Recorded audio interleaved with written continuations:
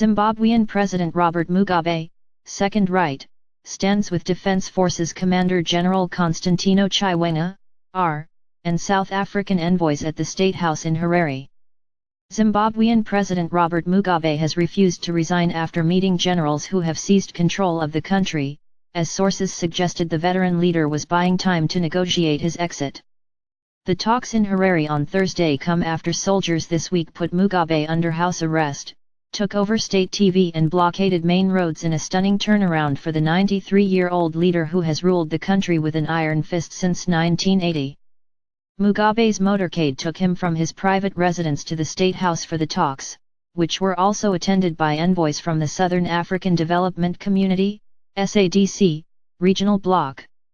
Zimbabwe's Robert Mugabe. They met today. He is refusing to step down. I think he is trying to buy time, said a source close to the army leadership who declined to be named. Government TV showed Mugabe, the world's oldest head of state, dressed in a navy blue blazer and grey trousers standing alongside Army Chief General Constantino Chiwenga, who smiled and was dressed in fatigues. Zimbabwe was left stunned by this week's military intervention, but attention has swiftly shifted to the prominent figures who could play a role in any transitional government. Mugabe's advanced age, poor health, and listless public performances have fueled a bitter succession battle between his wife Grace and former Vice President Emmerson Mnangagwa, who Mugabe sacked last week. Mnangagwa, 75, was previously one of Mugabe's most loyal lieutenants, having worked alongside him for decades. But he fled to South Africa following his dismissal and published a scathing rebuke of Mugabe's leadership and Grace's presidential ambitions. The generals are strongly opposed to Grace Mugabe's rise, while Mnangagwa has maintained close ties to the army and could emerge as the next president. Very delicate time. Morgan Tsvangirai, a former prime minister and longtime opponent of Mugabe, told journalists in Harare that Mugabe must resign in the interest of the people. He added that a transitional mechanism would be needed to ensure stability. Robert Mugabe took power in Zimbabwe after its independence from Britain in 1980. Tendai Biti, who served as finance minister during the coalition government after the 2008 elections, called it a very delicate time for Zimbabwe. A way has to be worked out to maintain stability. That restoration requires a roadmap and to address the grievances that have led to this situation, he said. The African Union said it would allow Zimbabwe's southern neighbors in the SADC to mediate in the crisis.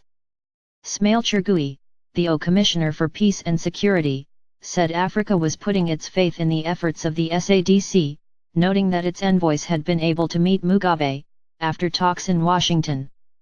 I think as we speak the parliament is still in force, is still working, the government is still working, and there is no sign of violence whatsoever in the country, Chergui said. Eldred Masunungar, a lecturer at the University of Zimbabwe, said the formation of a pre-election coalition could be a viable response to the crisis. Vehicles pass newspaper banners with headlines detailing Zimbabwean President Robert Mugabe's house arrest on a street in Harare. Many Zimbabweans hoped the situation would pave the way to a more prosperous future. We needed change. Our situation has been pathetic, said Kirizenzi Moyo, 65. The economy has been in the doldrums for a very long time. We are happy with what has been done.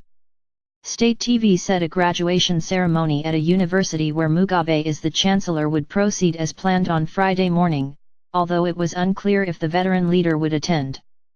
Harare's residents have largely ignored the few soldiers still on the streets and have continued commuting, socializing and working. The international community has been watching the crisis closely. In Paris, the head of the African Union, Guinea's President Alpha Condé, warned that the continent will never accept the military coup d'état in Zimbabwe and called for a return to the constitutional order.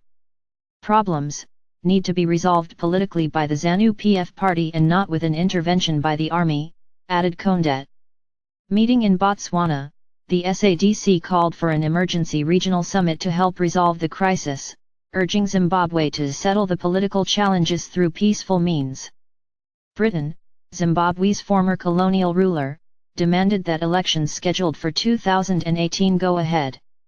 FJRMSNGW/YA/KLM